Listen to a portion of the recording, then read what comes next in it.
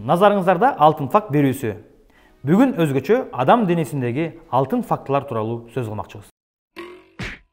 Эмне себептен анализге биз кан тапшырган кезде аты жок чыпалактан беребиз?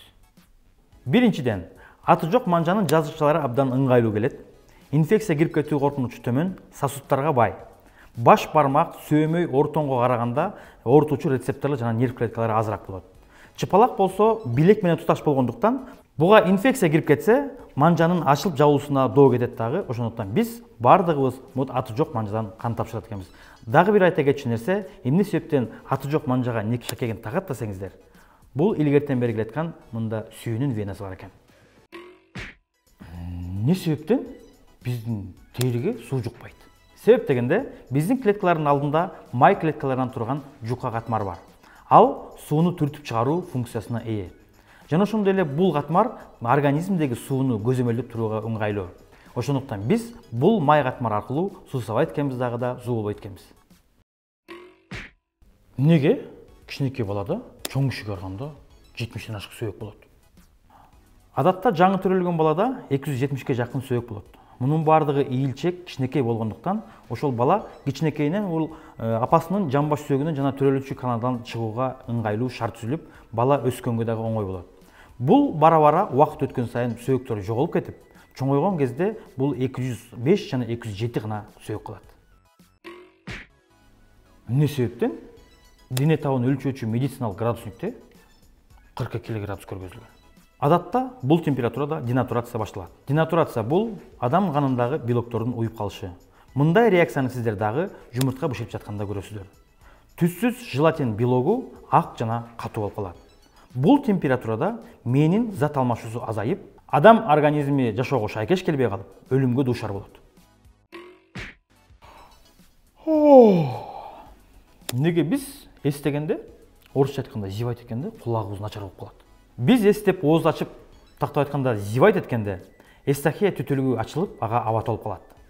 Бул мурун көңдөйү жана ортоңку кулактын ортосун бириктирип канал. Мында аба толуп, угуу коркучун сактап, угуу осиктерин жана кулак барабанын сактап турат. Биз муну менен угуунун начарлашынан сактанабыз.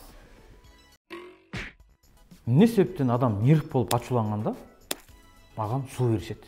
Себеп дегенде биз суу ичип же тамак ичип жаткан кезде адамдын организминде тынчтык өкүм сүрүп турган кез болот. Ошондуктан ачуусу келип нерв болуп жаткан кишиге суу берип койсо, чыңалып турган нерв клеткалары дароо оңуна келип калат. Ошондуктан ачуулансаңыз суу ичип коюңуз. Эмнеге суукта дене титирейт? Титирөө бул организмдин сууктагы жылытуучу рефлекс болот. Треморлор жана конвульсиялык типтеги булчуңдар кысылып, булчуңдар өзүнүн механизмин аткарбай калат. Бардык энергияны жылытуу негизинде алып келет. Стандарттык механизмдер иштебей калган кезде реакция дароо өз калыбына келет. Эмне себептен киши туруп уктай албайт? Адамдын организми өтө жумшак болуп, статуэтка сыяктуу кыймылсыз тура албайт. Мунун бардыгы денени түз алып туруучу негизинен бут булчуңдарына күч келет. Булчуң рецепторлор жана вестибулярдык аппарат денени ар дайым түздөп кармап турат. Мунун бардыгын мээ көзөмөлдөп турат. Уктап жатканда мээде сигнал жок болуп, үлгүрөп кеткен адам дароо кулап түшөт. Ошондуктан биз уктап булчуңдарды эс алдырат экенбиз. Неге адам жөтөлөт? Жөтөл бул трахея бронхиалдык тракттын дүлүктүрүүчү заттардан, кан, шилекей, чаң, арк беркилерден сакталышын карап туруучу бул реакция. Тактап айтканда жөтөл бул биздин организмдеги керексиз заттарды түртүп чыгаруу болуп эсептелет. Бул биздин эң негизги сактануучу куралдардын бири. Неге биз уктап турганда кийрилип чоюлабыз? Уктап жатканда булчуңдарга кандын гарусу интенсивдүү төмөндөйт. Бул уктап жатканда булчуңдарга кычкылтек аз барып, вена канынын азайышына алып келет. Биз туруп булчуңдарды сунган кезде мээнин тонусунан өзгөчө сигнал келип, аны ойготууга жардам берет.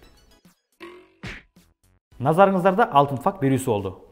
Буга чейин бул фактыларды билбей жүрсөңүздөр, аягына комментарий калтырыңыздар. Жана ошондой эле бизге катталып жазылганды унутпаңыздар. Лайк, комментарий ар дайым сизден болсун.